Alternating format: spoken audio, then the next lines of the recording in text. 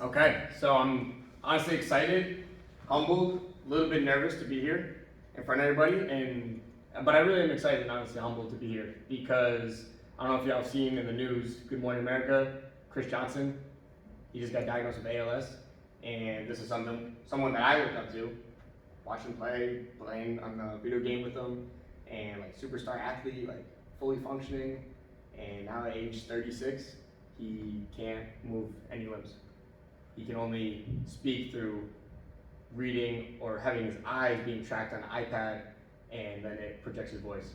So it really is cool to be alive, be able to present and do things like this. And I'm appreciative that Kai's here too, like just willingly wanting to be in here. Like I love that. So, and this is all for our development, so it's really a cool opportunity. But to get into this, so we're here at Summer Strong 20, right? And I'm glad that we're all here. And so my kind of bit to y'all is this, right? You're all certified as cash stupid conditioning specialists. Congratulations. You worked really hard for that. You studied for years just to make ends meet, which is something that we're going to try and fix, right? Because we want to be able to have this passion and follow our passion and our purpose in coaching, and also be able to make a living, right? Because that's not going to cut it. $35,000 a year is not sufficient to live. If you live in Chicago, the average rent is like $1,700. So if my math's correct, 12 months, that's $20,000. $15,000 extra to do for groceries and a car payment. This is not enough to live, not sufficient. And as a disclaimer, I'm not a financial advisor, so everything I say is just things that I've experienced and little tips and tricks that I've picked up along the way, so don't sue me. Okay, like Wu-Tang, cash rules everything around me, dollar bills, y'all, right? So we're trying to match up our purpose, which is coaching, with the ability to make money and support ourselves, right? So this is essentially the essence of the presentation, and my main target is to, one, just grow awareness in the fact that there is an issue, right? Money is key here. Cash rules everything. And then to teach you some tips and tricks on how to go about this. So there's a simple formula that we'll use to kind of just grow this awareness. First is you got to look at your expense reports. What are you spending money on? And then you add that to your personal income, subtract that, and you'll get a surplus of money. Either you're making money based off your income or you're losing money, right? So this simple equation is how you can start growing awareness and viewing, the money coming in. I don't think enough people, especially in strength and conditioning, do that because we're so invested in our craft. We're so invested in the people around us. We spend very little time investing in ourselves. So just like some examples for what your expense report would look like, your nice apartment that you live in, your 10 by 10 room that's connected to your kitchen and your bathroom all at once. You're eating your groceries, your ramen noodles, and of course your nice car that you got parked outside. So those would be your expense reports. And then whatever your income is, if you're working at the University of Chicago, then you're gonna be making that 35. So here's some things that we could start doing that can help our money make money. And just simply raise your hand if you know what a Roth IRA is. Beautiful, let's go, this is a great room. All right, so we all know what a Roth IRA is. And then the reason this is important is because this is gonna be a long-term investment of your cash now, and hopefully in the next however long you decide to build your Roth IRA for, if it's 30, 40 years, that money will ideally double, triple in value. And there's other ways to do it too. So you have a Roth IRA, that's one pathway, and then also a high yield savings account. Meaning, if you look at your actual savings account and you realize the interest you're accumulating over time is 12 cents, that would not be a high yield savings account. We want our money to make money passively. So if you're calling the bank and looking online, you're gonna wanna see something that says APY, annual percentage over time, and that number should be above 4%. If that number is above 4%, that's a high yield savings account. That's good, that's what we want. A 401k, how many of us are invested in our 401k or match what our company gives us in our 401k? Everyone?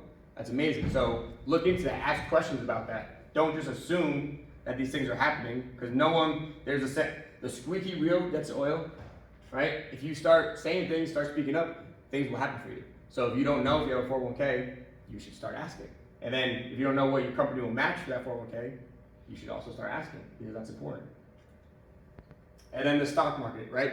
This is kind of one that can get a little dicey, and I'll talk a little bit more on the next slide, because obviously if you want to start sports betting, that's another way to make passive income. But yeah, so the stock market, right? There's kind of two ways to really look at it. There's day trading, which is kind of going into that gambling mindset where you're like making an educated guess. You don't really know what's going to happen in the stock market, right? But you can make a guess. You can look at trends over time. And that's another way your money can make money.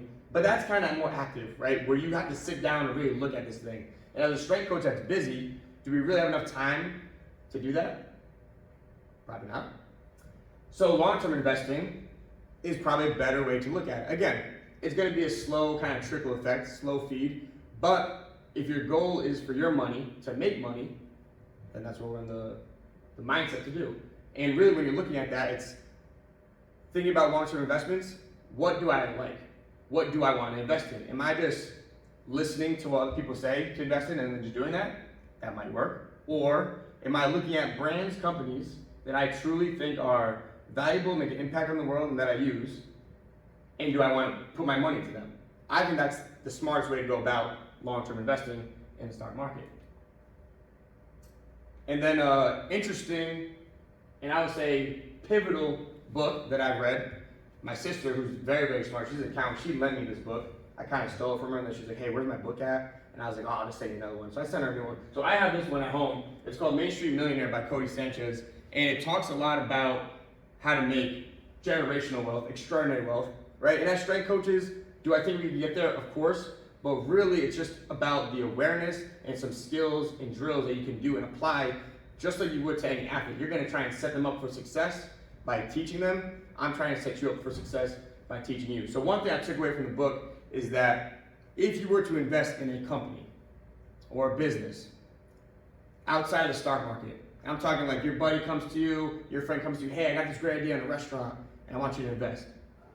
I think you have to be able to take and filter through these ideas that people bring to us, or investment ideas that people try and bring to us, and truly look at them through a fine filter. Meaning, if the company or business you're investing in is not going to last during a recession, do not invest in it, because it's not going to last during the recession. So things that do last, such as essential needs, such as a laundromat, people have to have clean laundry, a car wash company would not be a good example, a vending machine may or may not be a good example, but the idea is we're trying to understand and have more knowledge in the fact that if I'm going to put my money into something, I want to know that that investment's going to last, and that's where we're going with what will last. Long-term investments, having our money make money. And now I'll let y'all read this really quick.